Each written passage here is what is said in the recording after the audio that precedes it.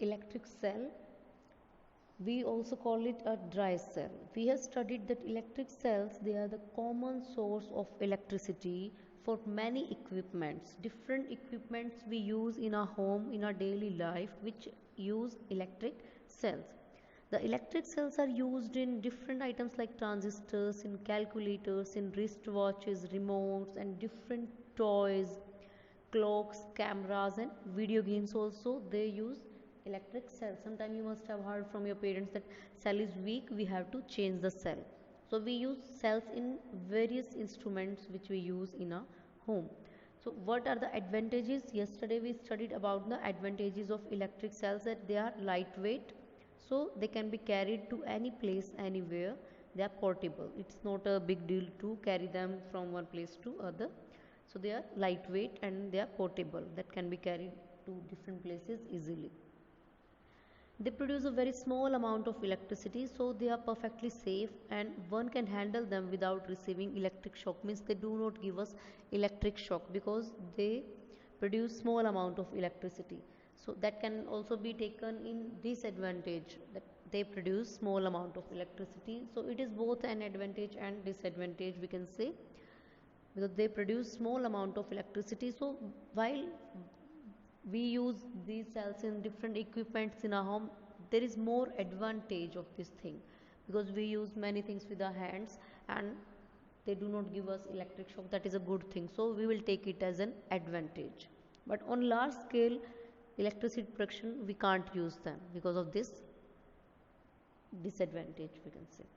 But we always take it as an advantage, because mostly we use it in different equipments, that is in household. They are very helpful and they do not give electric shock, and even children can use them easily, there is no problem. Next thing, they are not very costly. Means they are not costly, they are cheap, easily available, and everyone can afford them. They do not contain any liquid chemical that can be spilled. So, spilled means they bikharna, they don't spill. They do not contain any liquid, they do not have any liquid chemical that can be spilled over any surface, and they supply a steady electric current.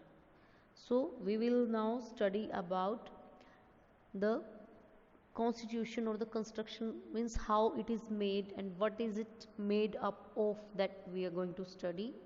Have a look at the diagram very carefully. You can see inside of an electric cell is given. From outside we all have seen how does an electric cell look.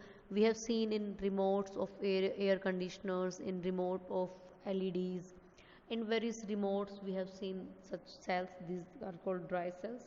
So let us study the internal structure, how it is made up of, inside is made up of. A cell consists of an outer covering made up of zinc. Zinc is an element that is quite important, and it is a nutrient also when taken as nutrient in our body, and nowadays in corona it is quite effective that we should take zinc 50 mg at least daily. So a cell, it consists of an outer covering that is made up of zinc, and at the center of the container a carbon rod with a metallic cap that is generally made up of brass is used, and it is placed there. And this carbon rod is surrounded by a mixture of manganese dioxide and powdered charcoal, that is carbon. So all these elements are used in different elements are used in making a cell. And the remaining space inside the zinc container, it is filled with thick paste of ammonium chloride salt, that is formula NH4Cl. And the outer side of zinc container is covered with cardboard cover except the bottom, and the cell is sealed except the metallic cap and base. We leave the base and cap rather, and we seal the other remaining portion of the cell. The tip of cell, that is metallic cap, that act as the positive terminal, and the base of zinc container, it act as a negative terminal in the cell. So we have these both terminal which help in the passage of electricity.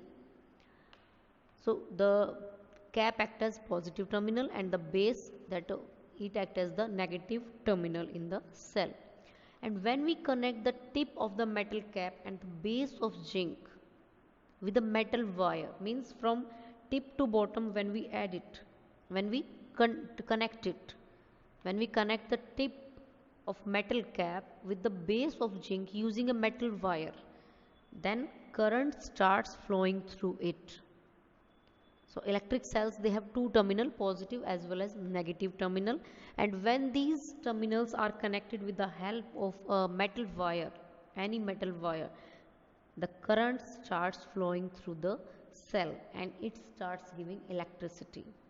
This is how an electric cell is made up of and how it helps in passage of electric current.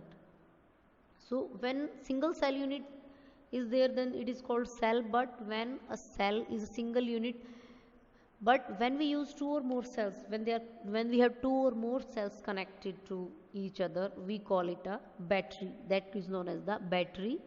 For example, in remotes we use two cells, in torch we use two cells, they are called the